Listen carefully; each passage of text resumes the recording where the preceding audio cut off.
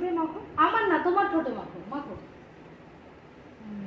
এবার ঠোঁটটাকে একটু এরম করো, ঠোঁটটাকে এরম করো, দেখো। এরম করো ঠোঁটটা। বাহ,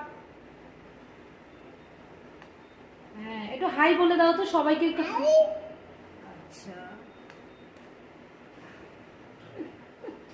দেখেছো? আচ্ছা আচ্ছা, ভালো, এটা ভালো। এটা কোথায় মাখে, কোথায় মাখে এটা?